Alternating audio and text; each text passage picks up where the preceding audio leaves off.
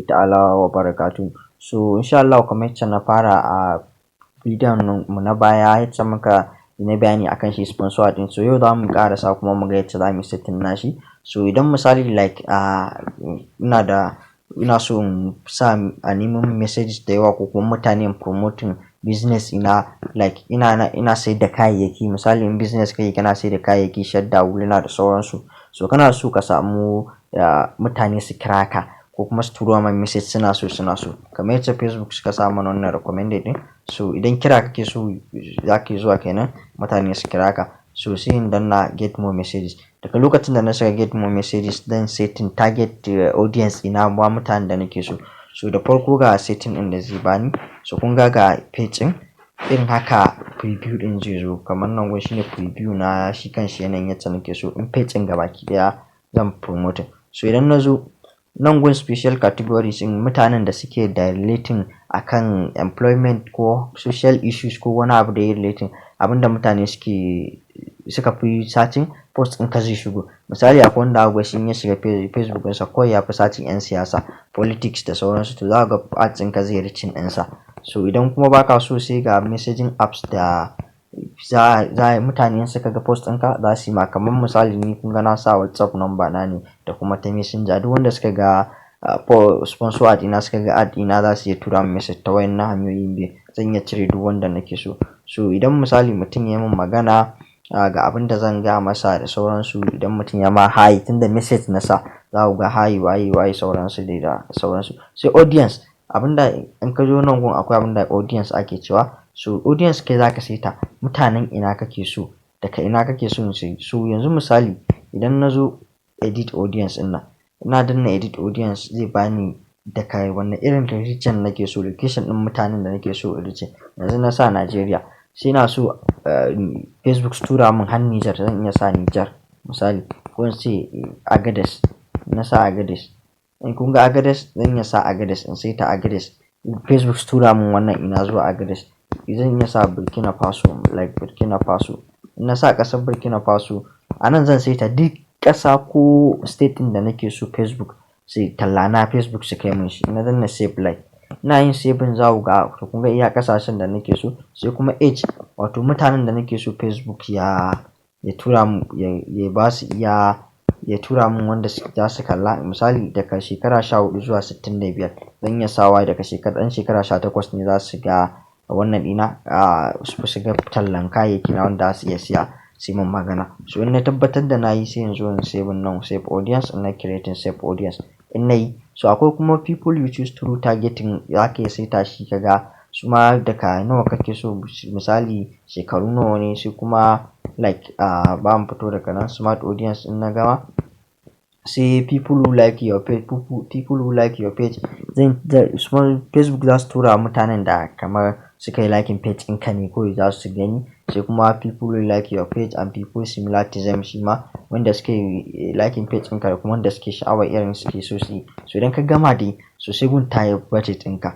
So budget nawa kake so ka rika kashewa. Yanzu misali 500 daily budget, kullum za ka kashe 500. So idan ka zo za ka ga 1k people per day, 1.5k zai reaching post ɗinka zai je wa mutane 1000, garanti zai kai wa mutane 1400, 1.4k. So amma ya danganta da yanayin lead ɗin da mutane suke so. Idan 500 za ka kashe, idan like 700 da waye za ka yi, so duk kai yacce kake so ka kashe ka sa kuɗinka. Idan kuma kana da wani kuɗin za ka iya sawa, za ka iya sa budget ɗinka ka sa ka ga nawa kake so ka saita ka saita su. So yanzu misali kwana nawa kake so post ɗinka yayi.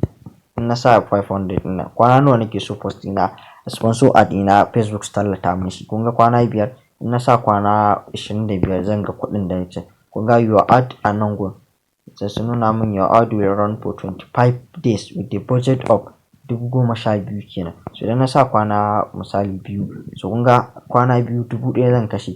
So kuma nan gun suna nuna min cewa ad ina zai run a Instagram page ma kenan. So idan ina da Instagram page zai yi. So akwai wani abu yake faruwa nan wannan shine account ina na ad. So kun ga da kuɗi a ciki 1300 da wani abu. So idan Facebook sun baka 5 credit ɗin nan za ku ga run ad with credit a nan gun. In ka zo za ka danna promote za su gaya maka da me za ka yi running ad ɗinka. So yanzu na sa 2 days da ya min. Kuma na yi budget ina mutane, idan misali na sa mutum ina so ya reaching mutum 5,000 in na sa 1.8 zan kashe kullum. So for 2 days kun ga kuɗin da zai kuma 360 a nan gun kenan, 3,600. So idan kuma ina son ya reaching mutane 1,400 in na danna kun ga kuɗin da zai zo for na kwana biyu post ɗina za a caje ni 1,000 kenan. So a haka ne mutane nawa kake so misali Facebook su tura abinka. Idan mutane 2K ne in na sa, so kuma ad ɗina zan running na kwana biyu misali kun ga yana da 1,100. Idan na kwana 10 zan yi na kwana 5 3,000. So amma misali ina so ad ɗina ya running ya reaching mutane 1,500 kullum kenan. So kun ga na kwana biyu ina da 1,000. A haka abin yake. Na yi post ɗin na gama saita komai well, na saita shi daidai. So sai in je in danna promote. So idan na danna promote haka, ina danna promote ya mun running. So bari mu jira mu ga yanayin yacce zai. So kun ga ad ɗina yanzu gashi yana min creating ad. Zan ga yayi idan yayi creating ad, idan misali like ga ad ɗina yana creating, su za su duba su gani. So wannan shine details ɗin ad ɗin naka. So gashi nan status in review, zan ba su 'yan mintuna za su yi accepting. Sai kuma su ga daily budget ina like nan gun daily budget ina 500. Sai duration da ad ɗin zai running kwana biyu.